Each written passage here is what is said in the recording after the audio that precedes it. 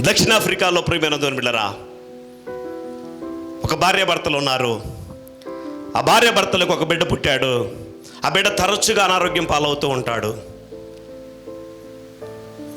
ఆ భర్త కలప వ్యాపారం చేస్తాడు, టేకు వ్యాపారం చేస్తూ ఉంటాడు. అక్కడ ఇక్కడ తిరిగి కొన్ని రోజుల తర్వాత ఇంటికి వస్తే ఈ పిల్లోడు రాత్రిపూట నిద్రపోయేవాడు కదా, ఏడ్చేవాడు అనారోగ్యం ద్వారా.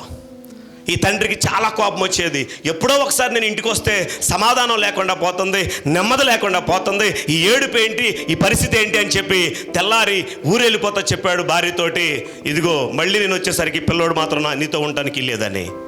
పాపం కన్న తల్లి ఇటు భర్తను పోగొట్టుకోలేక, ఇటు పిల్లవాడిని ఏం చేయాలో తెలియక సతమతం అవుతూ ఉంది. ఆ తండ్రి వెళ్ళిపోయిన తర్వాత ఈ పిల్లవాడికి ఒకలాంటి భయంకరమైన ఆ జబ్బు చేసింది. అచేతనంగా, అంటే ఒక స్పర్శ లేకుండా పడిపోయి ఉన్నాడు. తల్లి కూడా చనిపోయాళ్ళే అనుకొని ఆ ఎదురుగా ఉన్న ఆ పెంట దుబ్బ, మన ఇట్లా పెంట కుప్పలు ఉంటాయి కదా, అక్కడ పడేసింది. కానీ ప్రేమ మాత్రం ఊరుకోవటం లేదు. అక్కడ పడేసి ఆ మొత్తల దగ్గర నుండి అలాగా చూస్తూ ఉంది. లోపు అనుకోకుండా మబ్బులు పట్టినాయి, వర్షం పడింది. 4 చినుకులు పడగానే ఆ పెంటకుప్ప మీద అచేతనంగా సృహలేని స్థితిలో పడి ఉన్న ఆ బిడ్డ కాస్త ఏడవటం ప్రారంభించాడు. ఆమె చల్లగా ఉంది. హల్లెలూయా, హల్లెలూయా. వెంటనే తల్లి ఆ బిడ్డను పోగొట్టుకోలేక ఆ బిడ్డను తెచ్చుకుంది. నా భర్త నన్ను వదిలేసినా పర్వాలేదు, కానీ నేను నా బిడ్డను మాత్రం పోగొట్టుకోనని ఫిక్స్ అయిపోయింది. క్రమక్రమంగా ఆ పిల్లవాడు ఎదుగుతూ వచ్చాడు. వాళ్ళ అమ్మమ్మ వాళ్ళ ఇంటి దగ్గర చదువుకుంటూ ఉన్నాడు. ఒక ఆదివారం ప్రసంగికుడు వాక్యం చెప్తూ ఉంటే, పాస్టర్ గారు, ఈ పిల్లలందరూ అక్కడ క్రికెట్ ఆడుతూ ఉన్నారు, ఈ పిల్లవాడు కావాలని పాస్టర్ గారికి వేసి కొట్టాలని లాగి చేతికున్న బలవంతడితో వేసి కొడతాడు.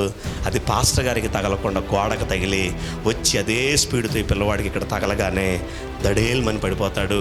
అక్కడ ఉన్న ఆడుకునే పిల్లలందరూ పారిపోతారు దెబ్బకి. అడాచేతనంగా పడిపోయేసరికి పాస్టర్ గారికి వార్త తెలిసిద్ది. వచ్చి తన కొరకు ప్రార్థన చేస్తాడు. దేవుడు అతన్ని స్వస్థపరుస్తాడు. హల్లెలూయా, హల్లెలూయా, హల్లెలూయా. ఆ తర్వాత వారం నుండి ప్రార్థనా మందిరానికి వెళ్ళటం ప్రారంభిస్తాడు. తర్వాత ఆయన యేసుక్రీస్తుని సొంత రక్షకుడుగా అంగీకరిస్తాడు.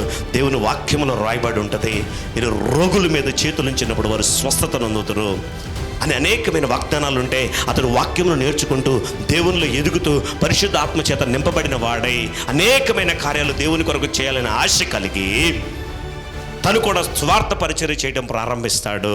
ఒకానొక సమయం వచ్చేసరికి ఆఫ్రికా దేశం అంతటిని కూడా సువార్తతో నింపిన గొప్ప దైవజనుడు బెన్సన్ హిడోహాసా.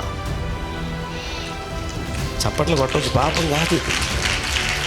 హల్లెలూయా, హల్లెలూయా.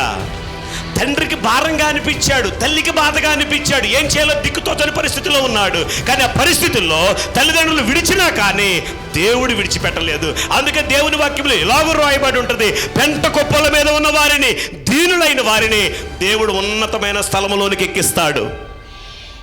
హల్లెలూయా, హల్లెలూయా, హల్లెలూయా.